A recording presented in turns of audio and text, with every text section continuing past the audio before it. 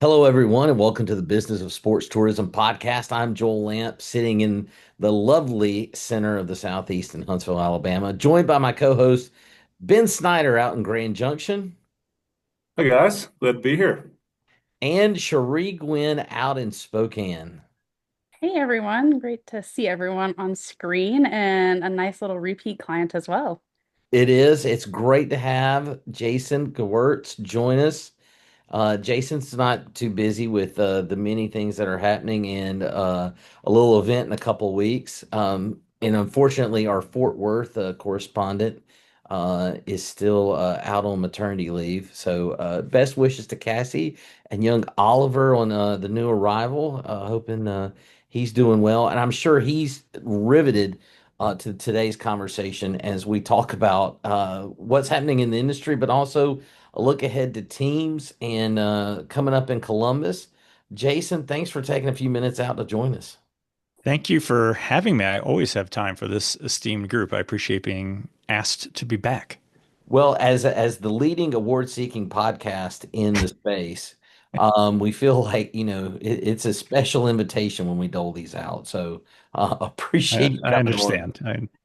As you're talking about awards, Jason, if there's any awards that you want to present to us at the team's conference, we'd accept. I just want to throw that out Right. Yeah, there. we may need to start a podcast division, I think, Oh, We should be top I three mean, at least. Top three.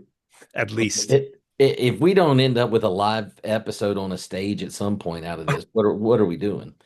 Um, I'm thinking so Ra Radio Row Super Bowl for you guys. Hey, Yeah. no, listen, we are after the technical difficulties getting to this point, one can only hope we could get to Radio Row.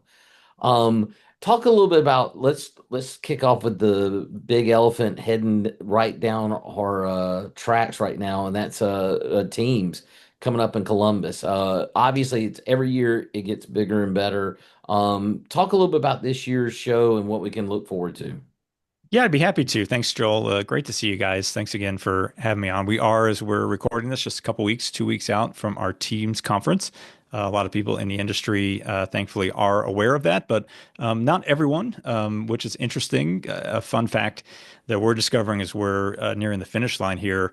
When we ask how many people are going to be with us for the first time, it's always interesting to get that answer. And this year, we will have almost 400 people who have never been with us at the Teams conference. So I think there's a few things going on there.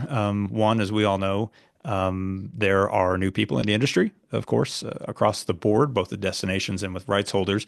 There are new organizations that you've never seen before who will be with us. I think we're seeing that at all the shows, not just teams exclusively. It's an interesting trend that we're noticing, but to me, that's just opportunity. We all know each other, and of course, the veterans of the industry love these events, and we get to see each other face to face, and it's terrific to use as a touch point. But I think all of us need to remember that there is a constant flow of new ideas, new people who have not experienced this before. So I'm excited about that. That gets us excited, as you can imagine, just the thought of that as well. You're also going to see quite a few people there that you do recognize. On the event organizer front, we will have almost 400 event organizers with us. So it's an enormous opportunity for those that are seeking to do business and bring events and have those discussions. That's what Teams is all about. We are in Columbus, Ohio for the first time. We've never been in Columbus before. Of course, all of us know Linda Logan, who's an industry icon for us. She has an incredible team at the Greater Columbus Sports Commission. In fact, Sharia was in Spokane at the ACES conference that Linda and I sat at a table and signed that deal for teams. So Spokane actually has a road to Columbus, if you will, which is kind of special. And we're leaning into that. Linda and her team are just terrific. If you've ever done an event there or worked with her, you know that she and her team stop at nothing to produce the best event. And so we've got some exciting things. Our opening night's going to be at Ohio Stadium, home to a football team that I'm told is doing fairly well. They just had a great You win just against Washington. you Yikes. you just had to bring that up, didn't you? As a Penn I State fan, I would prefer not to talk about that right now. I think all of us are not necessarily Ohio State Can, fans, but can we will be that week. It'll I was be about to say, terrific. can we boycott? Can we picket outside? No, but you can experience the grandeur that Okay. is Ohio Stadium and So excited appreciate. to see the stadium, to be Yeah, honest. it. Like Yeah. that is like a highlight that I am like the whole stadium experience and just the magnitude of it and just the following. I'm really amped to see I that. agree. We've all had the pleasure, of course, of being in stadiums like that through conferences or through the work that we do. But when we were there on our site visit and we walked in there, it was my first time there as well. It's a bit of a wow once you're in there and just getting a sense of the scene there. Is Ben going to be able to plant a flag at midfield? Is the next question we got for It's a you. fair question that we've been talking about. What kind of security we need for the O in the middle? So working on that as we speak. We would ask people to be respectful, but we understand Good luck. the passions at work. And so that's our opening night. But I should note that our closing night is going to be at lower.com, which is the soccer stadium for the MLS Columbus Crew, and that's really a big part of the story in Columbus specifically. I mean, there, as you'll discover if you're with us or if you're not, if you're ever in Columbus for an event, that city is one, it's built for conventions. The convention center is right downtown. There's incredible restaurants and bars, all walking distance. They also have 3 professional sports venues that are not Ohio Stadium that are downtown. They have Nationwide Arena where the Blue Jackets play. In fact, their season opens the week of teams. They've got a couple games, which is exciting. They've got Huntington Park, which is home to the AAA Columbus Clippers, which have been an institution in that city, and now lower.com, which is the soccer stadium, all back to back to back. So they've got an arena district right downtown in Columbus that a lot of destinations don't have. So we're going to lean into that and allow people the opportunity to experience all that. It's very cool. I know Columbus is making a splash too. They've got teams coming. They've got a couple in 26, 27 and 28, correct? Yeah, Sports ETA will be there for their CE Summit. And I should mention, of course, I'm on the board at Sports ETA, and we work closely with them and support everything the association is doing. We are excited to be able to offer an STS education class that we'll have at Teams in partnership with Sports ETA. They've got a terrific program in place. So if you happen to be with us, if you're seeking, that certification and that designation, we've got the opportunity, which is exciting for us. And as you know, we've tried to position Teams over the years as a big tent. We like to welcome as many partners as we can. We still have a number of them who do their own meetings in and around Teams. Of course, the U.S. Olympic and Paralympic Committee we've been partners with for a number of years. We just signed a new multi-year deal with them. And so we've got lots of incredible Olympic programming. We're just a few months in advance of the next Olympic winter and Paralympic winter games. So that's exciting. We've got a few Olympians and Paralympians who will be with us talking about what they've got going. And we're going to hit some heavy topics in the Olympic movement, including we were talking about the college world, of course, with Columbus being home to Ohio State. We'll have Ross Bjork, who's the athletic director at Ohio State, on a panel talking about the future of Olympic and non-revenue sports at institutions like that, which is, I think, going to be an incredible panel for us. So, lots of great education, both the stuff we do in partnership with the USOPC and our own education. We're going to be hitting topics related to hotels and trends in hotel rooms, inventory, rates, all of it. We've got a women's sports session in partnership with the Women in Sports Tourism Collective. The NCAA will be with us. I know they just had their bid symposium, but for those destinations that couldn't make it to Indy, we'll have Anthony Holman with us providing an update as well. We've got new research on fan-related travel. We'll be hitting youth sports, World Cup, all the big topics. So always proud of our educational offerings. Of course, my background begins with Sports Travel Magazine, our magazine. So lean in heavy into our content, and we put a lot of pride into what we're offering outside of the business development at Teams. But, big picture, as we said, chance for the industry to gather. It's what we love about it. We know there are other shows, and we encourage people to go as well. And for those who are making the effort to be part of our experience, we're excited to see everyone. Speaking on so many new attendees, that's so exciting. Being there, gosh, it's been like 10 years since I was a new one.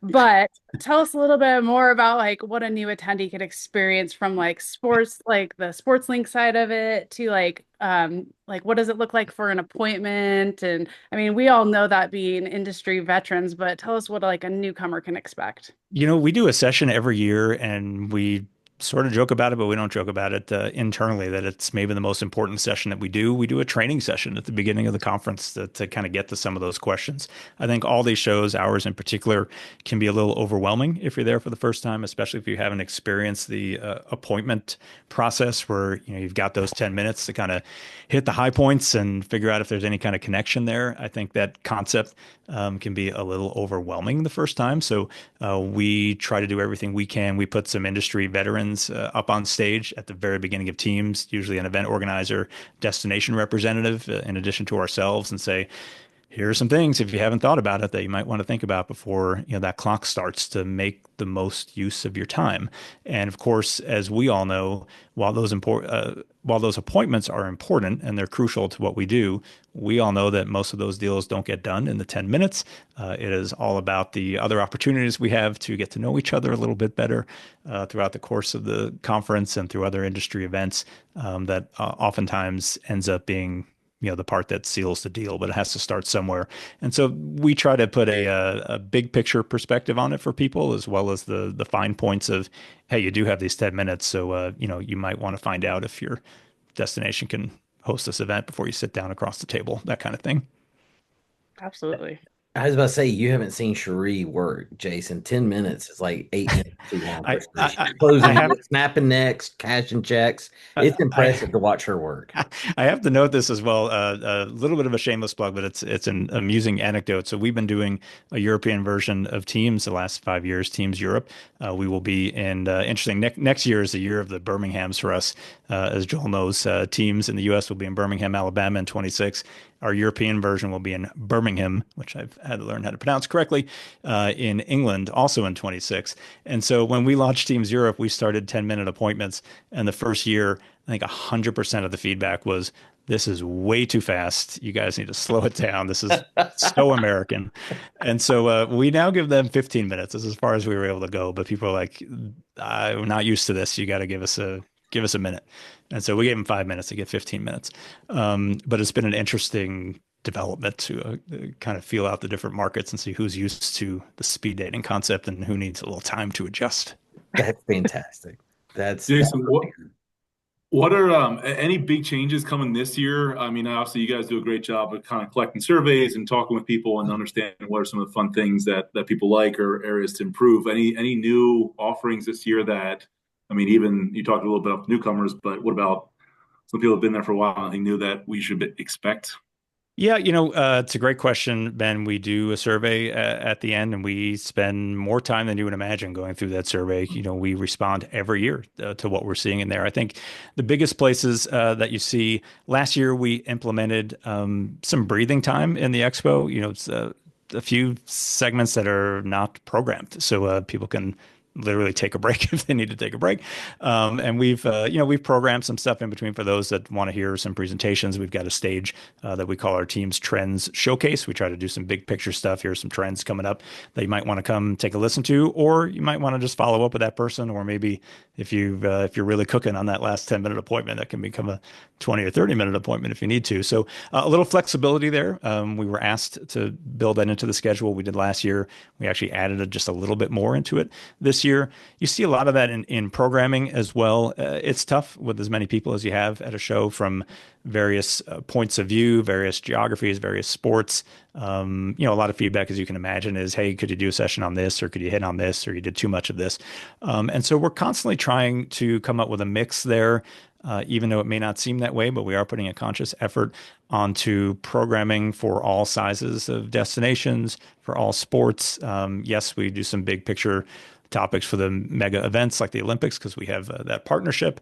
The World Cup, it's hard not to talk about that with that coming to the U.S. But we've got plenty for smaller destinations to come away with that aren't necessarily all of that. I still think there's plenty to come away with from those larger topics, but we respond pretty well to that, and we watch that very carefully. We want to provide what people want to hear as best we can. We certainly lean into our own editorial instincts there as best we can, but it's not all on us. We're really taking the lead on our attendees because we want to present something valuable to them, and that changes every year.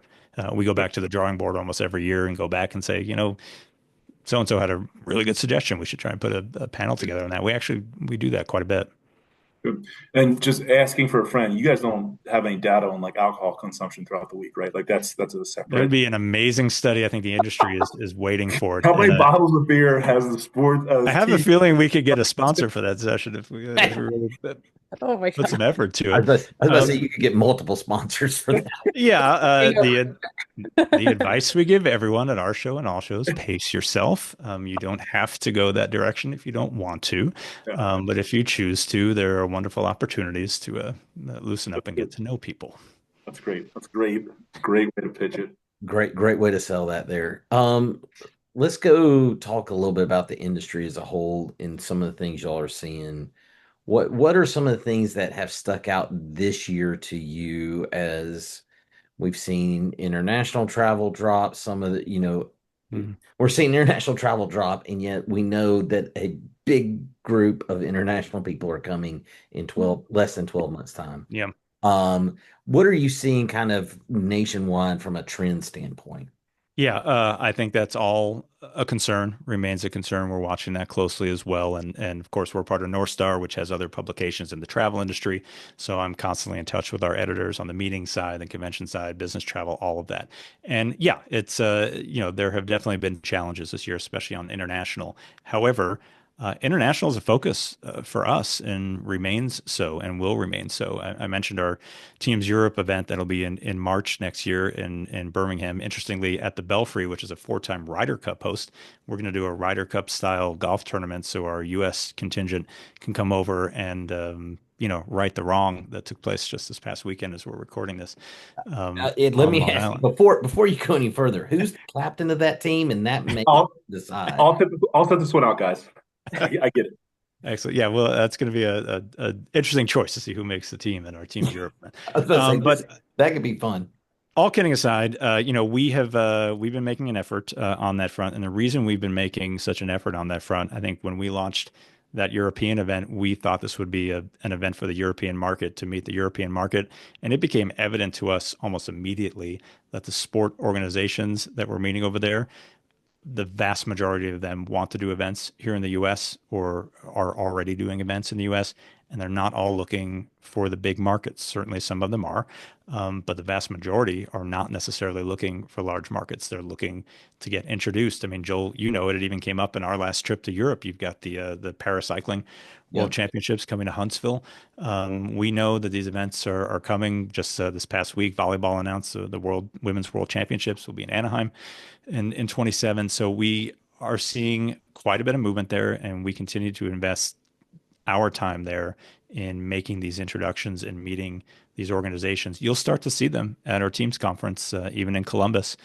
You're going to see some people with some accents that you're wondering where they're from. You're going to see more of it, more accents on the show floor, I think, is a trend that we're watching. We wouldn't be devoting the kind of time that we're putting into it if we didn't genuinely think that there is business here in the U.S. for for destinations for sure, and suppliers obviously. Are So you that's a big one. Yeah. are you seeing that as a direct relationship with cities, or is that still working through like the national governing body? Like, And I'm just yeah, curious. I'm thinking we just hosted international table tennis, and obviously that had to be routed through USA Table Tennis. So, what does that relationship look like as you're bringing in these new rights holders on the international side? yeah, it's another great question, Cherie, as well. We've been doing the hard work of the sports division. We were just in Switzerland a few weeks ago, meeting face to face with these federations. And yes, it's beautiful and it's wonderful, but it's productive. It's the reason we're going back there.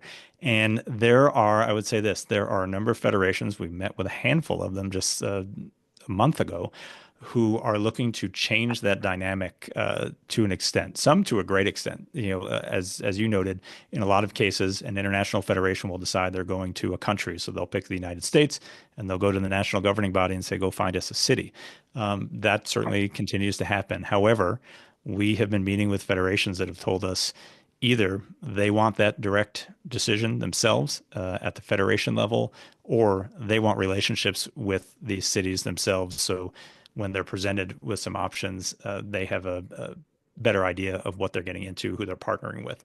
So I am absolutely seeing a shift there at the federation level. I think there will always be some that they'll find their cities wherever they find their cities. There are going to be some that are going to keep that model of working through your national governing body. I think you're always, as a destination, going to want to have that relationship with your national governing body. It is never going to hurt. In some cases, it is essential and required. But I do think you're going to start to see a trend where it may be less required than you think. And if you can have a relationship directly with an international federation, I do think that's going to be to some destinations' advantages, just based on what we're hearing when we're face to face with them. We are well received over there. Just the concept of how structured sports tourism is in the United States. It's relatively novel, certainly with the volume of destinations and potential business. And I think these federations are seeing it. And I will say, it's not just the Olympic federations. We tend to talk a lot about them. There are the same universe of sports event organizers that are more entrepreneurial, that are private entities, that have event series, legitimate event series, that obviously don't need a relationship with a governing body. They want a direct relationship with a destination. We're just as intrigued about that pocket of the sports industry as we are the Olympic movement. We're obviously very focused in that space, but it's not entirely where our focus is.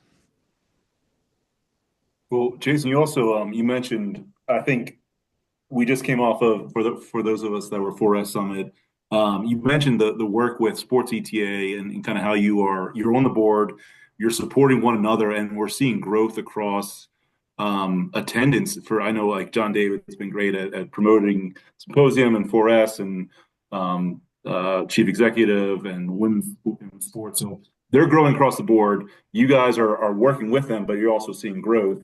Are there any new plans to continue to work together? Any kind of partnerships that are being established to really form this? Hey, these are the conferences that everyone's going to, and here's why because of return from the attendees. Yeah, I would say this, Ben. We have always lobbied or argued that the stronger the industry association is, the stronger everyone else will be. Our own organization, has its roots with Sports EA. We're obviously separate organizations, but Sports Travel, our magazine, which was our first brand, that name was workshopped at a luncheon through our founder Tim Schneider when that group was small enough for us to buy them all lunch because they were all at a table. But we sat down and workshopped the name of our very first brand. As they were forming, as we were forming. So our roots go back to the beginning. I mean, Tim was a first ballot Hall of Famer for the Sports ETA Hall of Fame, and obviously, this is my third term on the board representing our industry partners, and so we want Sports ETA to be as strong as it possibly can because we think that that's the best for the industry. They, of course, are much more than their annual event, the Symposium. As you know, they have year-round products for the industry, and with all these new people that they're seeing, that we're seeing, I think that's vital. We also play a role in that. Sports Travel, our magazine, lives day to day at sportstravelmagazine.com. We've got 2 editors full-time, plus myself, who are out there writing about what you all do. We do that because we love it. I mean, that's really where we began. The conferences are important. Face-to-face is important, absolutely. But we have products on our media side because that's where our origins are. And we continue to do that too, side by side with what Sports ETA is doing. So, we're very supportive of their efforts. Obviously, we know John and team very well. They're doing a great job. You'll see them at Teams. As I said, we're thrilled to be able to offer something for their members through their STS course that they choose to do with us at Teams. We would love for that partnership to continue as long as possible. We sponsor research, as you know, for Sports ETA. They do very important state of the industry research data that we think is valuable for everybody, valuable to us, just so we can help spread that message through our channels. We talk about that data quite a bit. We'll be talking about it at Teams. In fact, the data that we've done with Sports ETA. So, yeah, a very close relationship there by design. They're doing great stuff, and I think the growth they're seeing is what we're seeing, and I like to believe vice versa. Sure. I'm going to throw out an idea for you. If you're king of sports tourism for a day, what would be the one thing? What would be the first item on your to-do list? Other than name us the official podcast, greatest podcast of all time. Right. Outside of that, Sponsored by, we need to sponsored by figure out an Sports alcohol. Travel Magazine. Yeah, I was going to say maybe you want an Yeah. alcohol sponsor, but yeah, we'll take it. We'll take that sponsorship. Yeah. It's funny. My mother-in-law refers to me as the king of sports, which just makes me laugh. Again and again and again. She sort of understands what I do, but sometimes I'm like, oh, it's also this, which is amazing. So anyway, to your question, that's an excellent question, Joel, one that I have not put much thought to. I think if I was king of sports tourism and I could put my scepter down. They have a scepter. Is that what a king has? I don't know what Some that do, device is. yes. Something like that. It's a big word. I would find a way somehow magically just to even out the calendar of events, not just for conference and industry events, but across the board. Have something where magically we could just space everything out where everyone could be happy, families could get to where they want to go to, fans could get to where they want to go to, and it's not so much all the time on one day or one week or one weekend. I don't know how easy that would be, but as king, I would imagine I could declare something or summon all that. There'd be a lot of summoning involved. I could That, summon people to the castle, and try and work this out. That's a good I, problem to have, but it feels like a constant struggle. I tell you what, if I'm going to speak for the other two members on this podcast, we will sponsor the dinner of the five families to get everybody in a room to even this out. Joel, that's going to be a feast. So before you commit I to was about to that, say it. Well, I mean, it's going to be very similar to the meeting in The Godfather. I mean, we're going to it have is, but when the I five when I tell you families what the there. when I tell you what the cost of sponsorship is for that feast, we may you may want to split it up among the group. I mean, I mean, with this high budget production, I mean, Jason, come on, money's not an object with this group. Clearly. I No, would I think you're onto something with that. We jam so many things in back to back to back. It's almost like I was looking the other day and I was like, if I attended everything I wanted to, there's 52 weeks of the year, I'd be on the road. I would have been out ten total weeks. And I can go ahead and tell you that that ship is not going to go out to sea. I just even think about like we have like our month of March is just crazy with like on top of it's every winter culmination, every inside event. And I just think about like we always talk about like if we could just have 10 more months or 11 more months of another March. So I totally attest to what you're saying and dividing that calendar out. Like how do we get some more fall sports involved?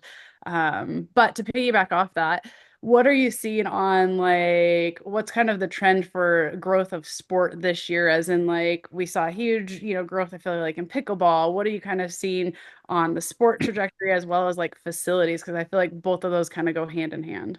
Yeah, for sure. Pickleball's still growing.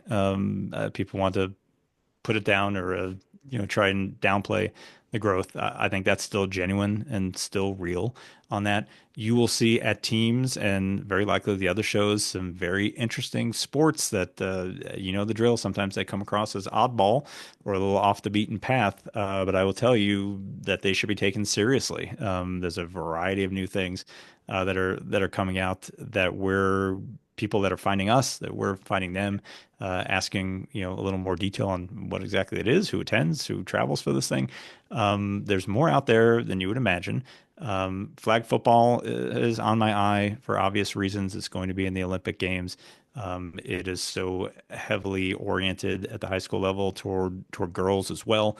So I think there's a tremendous opportunity. That's one that I think is just going to shoot up with a bullet. At this point, we're already seeing it, and I just think you're going to see more of it as an accessible sport. Whether it stays in the Olympics a long time is another discussion. We'll see, but I think it's got tremendous potential. All those sports, the reason they add them to the Olympic program is there's some reason behind it. You're seeing, of course, cricket in Los Angeles. I'll say this about cricket: whenever we write a story about cricket in Sports Travel Magazine, you would be amazed at how many people view that story, even though you think, all right, cricket, not very big in the U.S.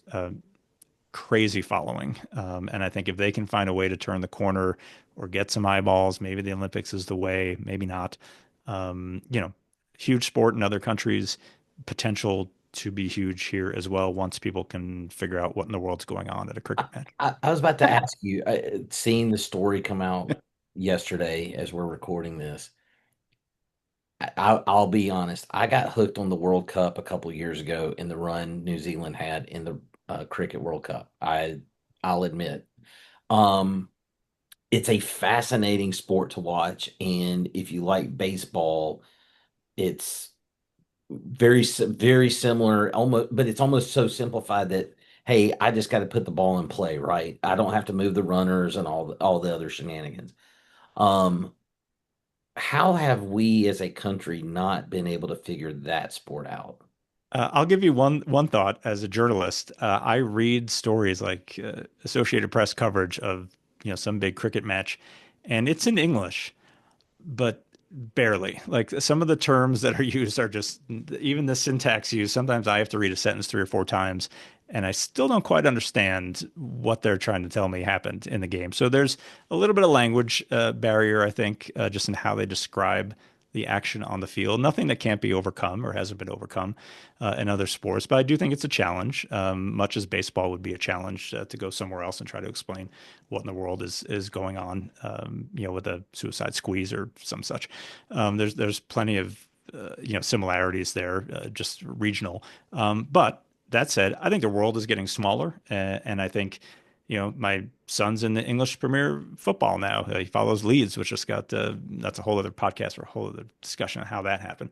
But he watches this team. They're in the EPL now, and what are we doing on Saturday mornings? We're watching soccer from England this summer or this fall now, and we never did that before. And when I was 15, his age, that wouldn't even have been a thought in my mind, and I wouldn't have had access to it even if I wanted to. He's got access to everything he wants, any time of the day, wherever he is.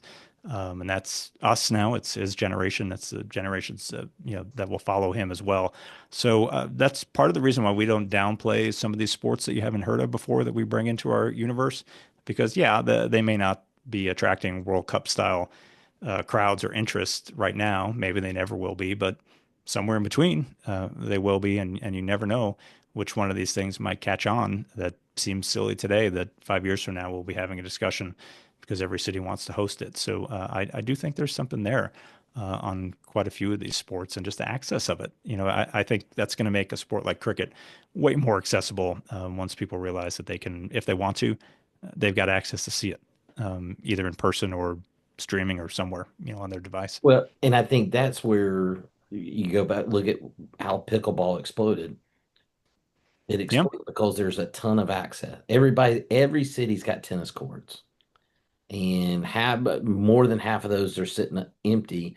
And you can go throw some extra paint and a net up, and all of a sudden you've got a pickleball court. The good people at USA Pickleball have been coming to teams for honestly for 15 years, probably longer. And those Mhm. first few years, they sat in the corner and people kind of snickered, and now they don't. And you've seen what's happened in that sport. It's unbelievable to watch. I still think there's room to grow there on venues and event infrastructure. Obviously at the pro level, it's kind of all over the place. So at some point, that will consolidate, make life easier for everybody. It's still very recreational, but the potential is still there. I feel like we haven't even scratched the surface on the event side of pickleball. We know the recreation side is growing, but once you start seeing more and more dedicated venues, it's going to get very interesting for pickleball, I think. Oh yeah, absolutely. Well, you talked about, I mean, obviously cricket being Olympics going to be big. What with flag football and 7-on-7 and what is Brady coming back? Is that a rumor? Is he playing in some international flag football tournament? Does anyone have? He's organizing one in Saudi Arabia, so we'll I see if think he's that. playing too. So, two questions. I mean, honestly, the NFL has been very, very strategic about moving the NFL around and the growth, and obviously with it being part of the LA 2028, you could see a explosion of that. Have you noticed any? I mean, has Teams Europe had additional football interest, United American football interest, and then also why is Taylor Swift not playing a halftime show? Taylor Swift isn't playing the halftime show for obvious conflict of interest reasons, I think, within her own So soon-to-be it's a love family. story. Just say yes. Yeah, but I think Bad Bunny is a terrific choice. That just came out right before we are So, so recording this. who That guy, has talk about a tourism influencer. If you know what he did over the summer in Puerto Rico with his residency, he moved their entire economy by a percentage point just with the 30 concerts that he gave there. So that's a fascinating story to me. so time out. As the senior member of the podcast, I'm watching this announcement and I'm like, who the heck is Bad Bunny? And is Oh, this, come on, Joe. I'm like, is this like a derivative of Bugs Bunny? What? Uh, And I let's mean, don't get me wrong. I now realize he's some rapper that I've still haven't heard of. But Let me put a fine point on that because I think it's actually a very interesting tourism story. We all know Carlos Delis in Puerto Rico. I had the chance to be with him earlier this summer in San Juan, and he toured me around the stage that Bad Bunny used for this residency. He made a conscious effort to do concerts in Puerto Rico.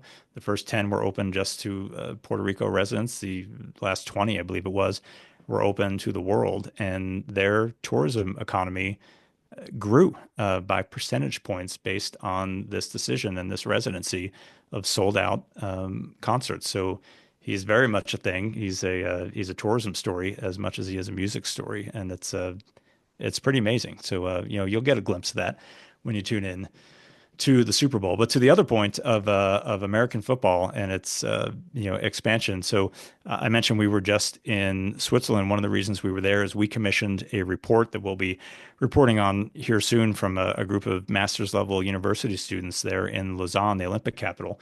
We had them survey international federations about how they make host city decisions so we can know that as well. Really interesting stuff. We were there for the presentation of this very academic report. And the next academic report that their students did was for the American Football Federation. And the report was on how they can get more females involved in their leadership and on their board of directors. And we had a great conversation with the woman who leads the Great Britain national governing body of American football. They're looking for host cities, for the stuff that they're doing. So yes, I think that sport is going to grow. And that's mostly flag football, at that level that they're organizing. They're not necessarily organizing tackle football tournaments, but it's going to be flag. And you're going to see it. And some of that is certainly driven by the Olympic Games, but I'm telling you, it's real. We had a lovely conversation with her about how big American football is getting. They're in London several times a year at the NFL, and for sure that's trickling down. Absolutely. They were just, the NFL, of course, was just in Dublin as we're recording this last weekend, and they just announced they'll be in Rio de Janeiro, which they haven't been in before either. So you're just going to see more and more of that. And I think that's going to absolutely have an impact on the game. It may not be tackle football like we know and love here, but it'll be flag football for sure. Well, I know from our standpoint, Washington State has sanctioned it as a middle school and high school sport for girls. So tremendous growth on that side. And I just even think like NAIA having full scholarships, what a great opportunity to shed light to the females out in the world and exciting opportunity. I keep nudging my daughter. I'm like, come on, girl, you can get in there. Let's do this. Teach her how to throw a spiral. Let's make it happen. Yep, yep. She's quick. She's got the quick moves and that hip shake. So I'm like, you're onto it. You got something here. I was about to say with the flag football piece, or how far away are we from seeing that actually take off as the NFL version? Because we know the NFL is all about the how do they protect the shield and expand the shield. How far away do you think we are from them doing a league in the spring of flag football? Yeah, I could see it happening. As we know, and as you've seen at teams and at other events, there are plenty of event organizers right now that are doing very large scale tournaments. Obviously, nothing, there have been some blips here and there on the professional level. We've had some of those groups with us, in the earlier days that we're trying to get something off the ground with the, recently released NFL players or recently retired NFL players just to have it be a draw. But for sure, I could see a scenario where the NFL has a flag league. I mean, why wouldn't they? And that would be men's and women's. I don't see why they wouldn't. All right. Anything else, gang? I think we have dominated almost an hour of your time, Jason. It's an Appreciate hour you. well spent. I appreciate it. Well, thank you for joining us. We appreciate it. We're all looking forward to seeing you in Columbus and seeing what all you have cooked up for us in Columbus. Is the last question I've got for you for the three Jaguar fans that are going to be in attendance? Is Urban Meyer going to be there? Oh, I thought you were going to ask me something about Travis Hunter from my alma God. mater. Hey, We're your going to talk about the boy is Jaguars. he is a big hit in Duval County right now. He's terrific. I've had the chance to spend some time with him through my sports tourism world and my CU stuff that I do. You know, a two-time winner of the Paul Horning Award given out by the Louisville Sports Commission. I've been in attendance, as has my son, the last 2 years while Travis Hunter got that award. The Jaguars come up in our Denver-based household more than you would imagine this year, Joel. With Mr. Hunter, we are wishing Well, him the best. hey, welcome to the 904. Appreciate you joining the bandwagon. It's okay, you don't want to admit it. That's fine. No, I should have worn my number 12 jersey. As I say, that was the my kid's birthday present. He wanted a Travis Hunter jersey. I've never seen the entire fan base more fired up for a first round pick than Travis Hunter. That's a great young man right there. He is the real deal, personality wise, talent wise. I think you've got a future there, Mr. Lamp. With We're excited. Hunter. We're excited. Well, Jason, thanks for joining us. Gang, we will get back together later in October. Probably sometime at Teams, we'll do a live show among the group and look forward to catching up with everybody in person in Columbus in a couple weeks. Thanks, Jason, for joining us. Thank you. Yeah, Thanks, thanks Jason. all. This is great. Thanks for having me on. Awesome. That you've been listening to the Business Sports Tourism Podcast. We'll talk to you again soon.